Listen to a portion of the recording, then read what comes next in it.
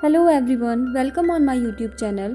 Friends, आज जो movie हम एक्सप्लेन करने जा रहे हैं उसका नाम है हेलबॉय 3, जो 2019 में रिलीज हुई थी। मूवी की शुरुआत में हमें दिखाया जाता है कि कुछ क्रिएचर्स और इंसानों के बीच में लड़ाई चल रही है। उन क्रिएचर्स की एक क्वीन होती है जो कि इंसानों को मारना चाहती है, इसीलिए वो बहुत ज़्यादा तबाही मचाती है। इसीलिए इंसानों का बादशाह यानी कि किंग उस रानी से लड़ना चाहता था। इसके लिए वो एक ट्रिक लगाता है और वहीं जाता है जहाँ पर वो रानी रहती है और रानी को ऐसे शो करता है कि वो उससे हार मान चुका है, लेकिन असल में वो यहाँ उसे मारने आया था। किंग के पास एक तलवार होती है जिसे या तो वो खुद या फिर उसका चुना हुआ कोई इंसान ही उठा सकता है। यही तलवार एक ऐसी चीज थी जिससे वो रानी मर सकती थी। दोस्तों, अब तक जितना भी सीन दिखाया गया था वो लगभग 500 साल पहले की बात थी। अब मूवी प्रेजेंट टाइम में आती है जिसमें हम हेलबॉय को देखते हैं जो अपने एक दोस्त को ढूंढ रहा होता है। उसका दोस्त वैम्पायर्स पे रिसर्च कर रहा होता है और रिसर्च करने के दौरान ही वो गुम हो जाता है। बहुत मेहनत के बाद हेलबॉय उसे ढूंढ तो लेता है, लेकिन वो देखता है कि उसका दोस्त भी अब एक वैम्पायर बन चुका है और इंसानों को नुकसान पहुंचा रहा है। तो लोगों की जान बचाने के लिए उसे अपने दोस्त को मारना पड़ता है। कुछ दिन गुजर जाने के बाद हेलबॉय को उसके फादर अपने पास बुलाते हैं। वो उसको एक मिशन देते हैं कि एक जगह कुछ क्रिएचर्स ने अटैक कर दिया है, तुम वहाँ जाओ और वहाँ जाके सब ठीक करो। फिर हेलबॉय उस कंट्री में जाता है जहाँ पर उन क्रिएचर्स ने अटैक किया है और वहाँ जाके उसे पता चलता है कि ये क्रिएचर्स इंसानों को खाते हैं। वो वहाँ जाके एक क्लब के कुछ लोगों से मिलता है जिसमें एक लड़की भी होती है और वो लड़की उसे उसके पास्ट के बारे में बताती है कि जब तुम पैदा हुए तो तुम नॉर्मल नहीं थे। तुम्हारे बारे में ये कहा जाता था कि जब तुम बड़े हो जाओगे तुम बहुत लोगों को नुकसान पहुंचाओगे और इस दुनिया को खत्म कर दोगे। तो वो प्रोफेसर जिनको तुम अभी अपना डैड कहते हो वो तुम्हें मारना चाहते थे, लेकिन उन्होंने खुद पे कंट्रोल किया और दुनिया की बातों को इग्नोर किया, फिर तुम्हें अच्छी तरह से बड़ा किया। ये सब सुनकर हेलबॉय बहुत सैड हो जाता है। फिर अगले सीन में हमें दिखाया जाता है कि जानवर की तरह दिखने वाला एक क्रिएचर लोगों को मार कर एक बॉक्स चुरा लेता है। उस बॉक्स में कुछ और नहीं बल्कि मॉन्स्टर्स की उसी रानी का सर था और यहाँ हमें पता चलता है कि पास्ट में उस किंग ने उस रानी को मार दिया था और उसके टुकड़े करके उसके बॉडी पार्ट्स को अलग अलग कर दिया था। अब उस बॉक्स में रखे उसके सर को देख के ऐसा लग रहा था कि वो अभी भी जिंदा हो। अब हेलबॉय जिस क्लब में आया था वो क्लब के लोग और हेलबॉय सब एक जंगल में जाते हैं और ये दिखाया जाता है कि ये लोग उसी आदमखोर क्रिएचर को मारने यहाँ आए हैं, लेकिन असल में क्लब वालों का प्लान हेलबॉय को मारना था।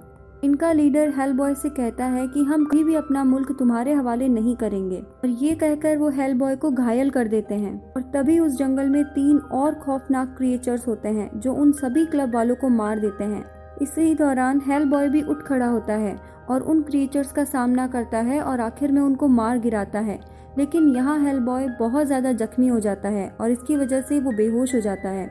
अब हमें दिखाया जाता है कि किंग ने उस रानी को पास्ट में मार दिया था, लेकिन अब उस रानी का सर मिलने के बाद उस जानवर से दिखने वाले क्रिएचर ने उस रानी को ठीक कर दिया था। हेलबॉय को जब होश आता है तो वो खुद को एक घर में पाता है। वहाँ पर एक लड़की होती है जिसका नाम एलिस था और यही लड़की हेलबॉय को बेहोशी की हालत में अपने घर लेके आती है। उसके पेरेंट्स की डेथ हो चुकी थी, लेकिन इस लड़की के पास कुछ सुपर पावर्स थे जिससे वो सुपर नेचुरल सोल से बातें कर सकती थी।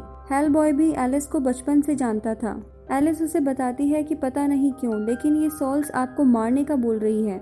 ये बोल रही है कि आप आगे जाके दुनिया को नुकसान पहुंचाओगे। और तभी हेलबॉय के फादर उसको बुलाते हैं और कहते हैं कि कोई मॉन्स्टर उस रानी को जिंदा कर चुका है और तुम्हें उसको रोकना होगा कुछ भी करने से पहले। लेकिन हेलबॉय वहाँ अपने फादर से पास्ट की बातें करने लग जाता है और उनसे पूछता है कि जब आप जानते थे कि मैं बड़ा होकर दुनिया के लिए खतरा बनूंगा तो आपने मुझे क्यों बचाया। इस पर प्रोफेसर डैड उससे कहते हैं कि अभी तुमसे जो कहा जाए वो करो, इस सब्जेक्ट पे बाद में बात करेंगे। फिर वो उसे एक और आदमी से मिलवाता है जो कि एक मेजर होता है। वो उनसे कहता है कि उस रानी के जिस्म का एक हिस्सा अभी भी उस क्लब में कहीं छिपा हुआ है। और ये सुनते ही हेलबॉय, मेजर और एलिस उस तरफ जाते हैं और वहाँ जाकर वो देखते हैं कि उन मॉन्स्टर्स ने सभी को मार दिया है, उस लड़की को भी जिसने हेलबॉय को उसके पास्ट के बारे में बताया होता है। फिर एलिस उनसे बताती है कि उस लड़की की सोल अभी भी वहीं पे है। वो उससे बात करने की कोशिश करती है और तभी उस लड़की की रूह एलिस के मुंह से बाहर आती है और वो हेलबॉय से कहती है कि मॉन्स्टर्स की वो रानी बाहर आ चुकी है, वो जिंदा हो चुकी है और वो किसी राजा की तलाश में है ताकि वो और भी ज़्यादा ताकतवर बन सके। लेकिन याद रहे, उसे हरगिज़ ताकतवर नहीं बनने देना है। और इतना कहते ही वो गायब हो जाती है। इसी दौरान उन तीनों को किसी की मूवमेंट महसूस होती है और जब वो वहाँ जाके देखते हैं तो वहाँ पे वही मॉन्स्टर्स क्रिएचर होता है जो कि उस रानी का आखिरी हिस्सा लेने आया था। अब हेल बॉय उसे मारने के लिए उसकी तरफ बढ़ता है, लेकिन तभी हेल बॉय को कुछ होने लगता है और इतने में वो जानवर सा दिखने वाला क्रिएचर वहाँ से चला जाता है। एक्चुअली जब एलिस छोटी थी तब विचेस ने उसको चुरा लिया था और उसकी जगह उस जानवर से दिखने वाले क्रिएचर को रख दिया था और तब हेल बॉय उस मॉन्स्टर को वहाँ से भगा के एलिस को वापस लेके आया था और इसी बात की वजह से वो मॉन्स्टर आज तक हेल बॉय से गुस्सा कर रहा था और इसी वजह से वो हेल बॉय के पीछे हाथ धो के पड़ा था। अब हमें दिखाया जाता है कि क्रिएचर्स की रानी ने एक रिचुअल करके अपने सारे बॉडी पार्ट्स जोड़ लिए। अब वो जिंदा तो हो गई लेकिन उसमें उतनी एनर्जी नहीं थी। अब दूसरी तरफ हम एलिस को देखते हैं जो हेल बॉय के साथ उसके फादर से मिलने जाते हैं। उसके फादर वो प्रोफेसर उस रानी पर रिसर्च कर रहे होते हैं क्योंकि वो उसे जल्द से जल्द मारना चाहते हैं। लेकिन हेल बॉय उससे कहता है कि डैड आपको जल्दी किस बात की है, क्योंकि हेल बॉय को लगता था कि शायद अब रानी किसी को भी नुकसान न पहुंचाए। लेकिन उसके डैड ऐसा नहीं सोचते थे। तभी वहाँ पर उन दोनों की बहस हो जाती है और हेल बॉय वहाँ से चला जाता है। बाहर जाकर वो एक एलिवेटर यानी कि लिफ्ट में जाता है, लेकिन वहाँ से वो कहीं और ही पहुँच जाता है और यहाँ पर उसे वो विश मिलती है जो मूवी की स्टार्टिंग में उस मॉन्स्टर से कह रही होती है कि उस रानी के सारे पार्ट्स इकट्ठे करो। तो हेल बॉय यहाँ उसे उसी रानी के बारे में पूछता है तो वो विश हेल बॉय के सामने एक शर्त रखती है कि मैं तुम्हें इस बारे में बता तो दूंगी लेकिन बदले में मुझे तुम्हारी आर्म चाहिए। तो हेल बॉय उसे कहता है कि तुम पहले बताओ कि वो रानी है कहाँ पर। तो वो विच उसे बताती है कि जिस दिन किंग ने उस रानी के टुकड़े किए थे तो उसका बहुत सारा खून बह गया था और वहाँ पर एक ट्री ने उसका सारा का सारा खून एब्जॉर्ब कर लिया था। अब क्योंकि रानी वीक है तो वो सबसे पहले उसी जगह जाएगी ताकि वो अपना सारा ब्लड रीअब्सॉर्ब कर सके और दोबारा से स्ट्रांग हो सके। अब हेल बॉय इस विच को यहाँ से चकमा देके चला जाता है। ये तीनों यानी कि हेल बॉय, मेजर और एलिस उसी जगह पे जाते हैं जहाँ पे उन्हें वो रानी मिलेगी। अब ये सब लोग उस जगह के बहुत करीब होते हैं, लेकिन वो लोग उस जगह से थोड़ा दूर ही उतर जाते हैं। पर वहाँ पर उस रानी की आर्मी पहले से होती है। वो आर्मी उन तीनों पे अटैक कर देती है। अब मेजर और एलिस उस फौज से लड़ने लगते हैं और हेल बॉय रानी की तरफ बढ़ने लगता है ताकि वो उसे रोक सके। लेकिन यहाँ इन तीनों को बहुत देर हो जाती है। रानी अपना सारा ब्लड रीअब्सॉर्ब कर लेती है। अब रानी बहुत ज़्यादा पावरफुल हो गई।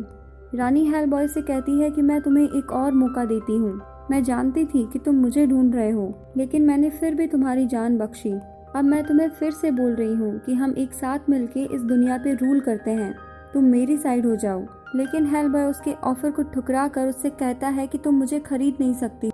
रानी बहुत गुस्से में आ जाती है और एलिस पर जहरीला तीर मार देती है और यहाँ एलिस की हालत बहुत खराब होने लगती है। अब यहाँ पर हम एक और विच को देखते हैं जो पहले उस रानी की दोस्त हुआ करती थी, लेकिन इन दोनों ने एक दूसरे को धोखा दिया जिससे इन दोनों में नफरतें आ गई। वो हेल बॉय के पास आती है और उसे बताती है कि कैसा जादूगर है जो एलिस को ठीक कर सकता है। ये जादूगर दरअसल उसी किंग का बहुत खास आदमी होता है जिसने बहुत सालों पहले रानी को मारा था और इसी जादूगर ने उस रानी को खत्म करने में किंग की बहुत मदद की थी। अब हेल बॉय एलिस को उस जादूगर के पास लेके जाता है। जादूगर एलिस को एकदम ठीक कर देता है। वो हेल बॉय को बताता है कि असल में तुम हो कौन। वो कहता है कि किंग की पोती यानी कि किंग की ग्रैंड डॉटर ने एक शैतान से शादी की थी जिससे तुम पैदा हुए, और जब तुम पैदा हुए तो लोगों ने कहा कि ये तो हेल बॉय है, ये आगे जाके दुनिया को तबाह करेगा और इसीलिए सब लोगों ने तुम्हें बुरा कहा। वो जादूगर उसे बताता है कि अगर तुम वाकई में उस रानी को मारने में काबिल हो तो तुम वो तलवार उठा पाओगे जो राजा की थी। फिर वो जादूगर अपने मैजिक से उस तलवार को दिखाता है और बुलाता है। हेल बॉय उस तलवार को उठाने के लिए उस तलवार की तरफ बढ़ता है, लेकिन वहाँ बढ़ते बढ़ते ही उसे कुछ विजन्स आने लगते हैं। जैसे उस तलवार को उठाते ही वो खुद उस पूरी दुनिया में तबाही करने लग जाता है और इस सीन को देखकर वो काफ़ी घबरा जाता है और तलवार को नहीं उठा पाता है। फिर इसी वजह से वो तलवार वहाँ से गायब हो जाती है। फिर वो जादूगर हेल बॉय से कहता है कि मैं काफ़ी बूढ़ा हो चुका हूँ और ये आखिरी बार था जब मैं इस तलवार को प्रेजेंट कर सकता था, और इतना कहकर वो जादूगर मर जाता है। अब हमें दिखाया जाता है कि वो रानी अपने पूरी फौज के साथ पूरे मुल्क में बहुत तबाही मचाती है। वो उस जगह पर अटैक करती है जहाँ पे हेल बॉय के फादर यानी कि प्रोफेसर अपनी रिसर्च कर रहे होते हैं। मेजर को इस बारे में एक मैसेज रिसीव होता है, तो वो तीनों वहाँ पहुँच जाते हैं। वो लोग जब वहाँ पे पहुँचते हैं तो उन्हें बहुत सारी लाशें दिखाई देती है और प्रोफेसर वहाँ उसे नहीं मिलते हैं। लेकिन एलिस उसे बोलती है कि रानी ने तुम्हारे डैड को नहीं मारा क्योंकि उनकी सोल मुझे यहाँ नहीं महसूस हो रही है। अब इन तीनों को खबर मिलती है कि वो रानी अभी चर्च में है। फिर ये तीनों उस चर्च की तरफ बढ़ते हैं। वहाँ पहुँचते ही वो देखते हैं कि वो जानवर की तरह दिखने वाला मॉन्स्टर ऑलरेडी वहाँ पर है और वो बहुत ज़्यादा ताकतवर हो गया है पहले से भी। अब उनमें लड़ाई होने लगती है और वो मॉन्स्टर मेजर को बुरी तरह से घायल कर देता है और हेल बॉय के भी पीछे पड़ जाता है। और अब हम देखते हैं कि उस क्रिएचर के जख्मी करने की वजह से मेजर में काफ़ी चेंजेस होने लग जाते हैं। उसमें उसका इन्फेक्शन फैलने लग जाता है। इस इन्फेक्शन की वजह से मेजर एक बहुत बड़े वेयरवुल्फ में कन्वर्ट हो जाता है।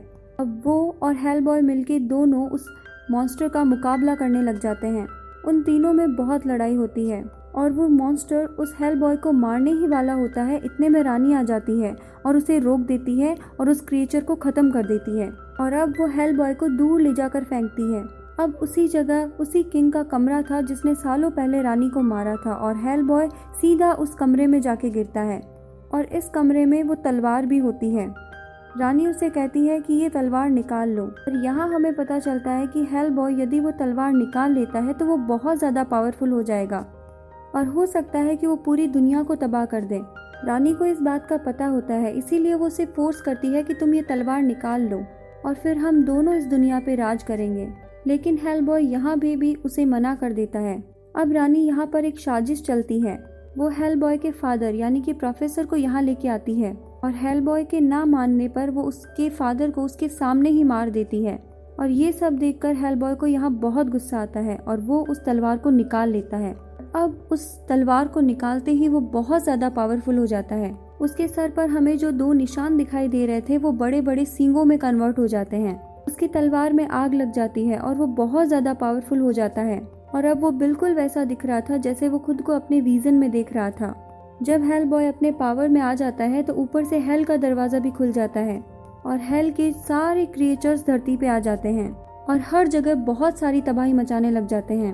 और जब रानी ये देखती है कि हेल बॉय कितना पावरफुल हो गया है तो वो ये डिसाइड करती है कि वो इसे ही अपना किंग बनाएगी, क्योंकि हम जानते हैं कि उस रानी का तो पर्पस ही दुनिया पर राज करना होता है।